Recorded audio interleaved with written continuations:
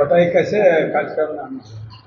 जी, बाबा साहब भीमराव अंबेडकर की जयंती के महीने में हम लोग पूरा महीना बाबा साहब पे चर्चा करते हैं। उसी दौरान हमारे लोगों ने आज जमुई में बाबा साहब भीमराव अंबेडकर पे चर्चा रखी थी और उसी चर्चे के दौरान मैं आज यहाँ पहुँची हूँ और आज जयंती बनाकर हम लोगों ने बाबा साहब को नमन किया और बाबा साहब भीमराव अंबेडकर के जीवनी पे चर्चा की।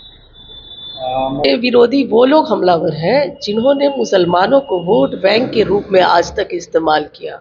अगर बिहार की बात करें तो लालू प्रसाद यादव अपने आप को मुसलमान का नेता मानते हैं, लेकिन लालू प्रसाद यादव जी ने मुसलमानों के लिए क्या किया ये वो बता दें।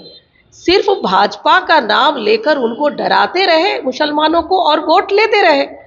हमारे माननीय मुख्यमंत्री नीतीश कुमार जी ने बिहार में जितने भी कब्रगाह थे, कब्रिस्तान जिसको हम बोलते हैं, कब्रिस्तान को की घेराबंदी की, मस्जिदों की घेराबंदी की, उन्होंने मदरसा स्कूल कई खोले, मदरसा स्कूल में सारी सुविधाओं से लैस स्कूल बनाए। और लालू जी ने क्या किया, उन्होंने तो चारा खाया, बिहार को लूटा।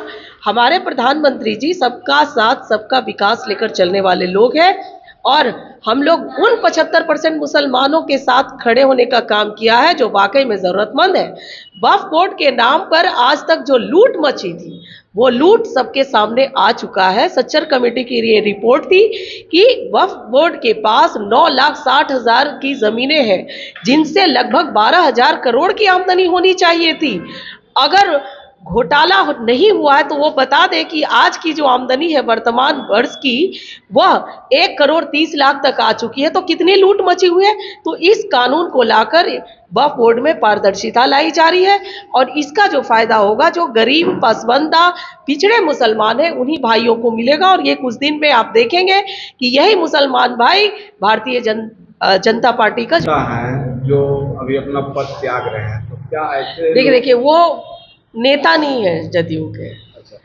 वो लोग हैं जो वक्फ बोर्ड के नाम पर कारोबारी करने वाले लोगों के साथ लगे हुए लोग हैं और ये कोई बड़े पदाधिकारी या लीडर नहीं है।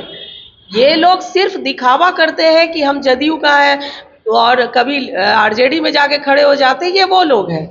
तो ये इनसे कोई फर्क नहीं पड़ता। समंदर से अगर कोई एक चुटकी पानी ले निकल भी जाए समंदर से तो समंदर को कोई फर्क नहीं पड़ता। और बहुत अच्छे अच्छे मुसलमान भाई हमारे हैं जो जदयू में और एनडीए में काम कर रहे हैं और वो लोग सही का साथ देंगे, गलत का साथ नहीं देंगे। मुस्लिम कौम तो जो है हम पार्टी बीजेपी जदयू चिराग पासवान की पार्टी सबसे खफा नजर आ रही है। ये दर्शाया जा रहा है विरोधियों के द्वारा, क्योंकि वो मुसलमान भाइयों को भड़काने का काम कर रहे हैं। लेकिन असलियत में अगर आप देखेंगे तो जिन मुसलमान भाइयों को फायदा हो रहा है, आप बताइए, हमारे प्रधानमंत्री जी ने मुद्रा प्रधानमंत्री लोन निकाला जिससे भारत के 20% मुसलमानों को फायदा हुआ है। चाहे वो आवास योजना हो या आयुष्मान भारत योजना हो, नल जल योजना हो, अन्न योजना हो, मतलब किसी भी योजना में उनको भी बराबर का अधिकार मिला है मुसलमान भाई को जितना कि अन्य लोगों को मिला है। तो वो लोग खुश हैं।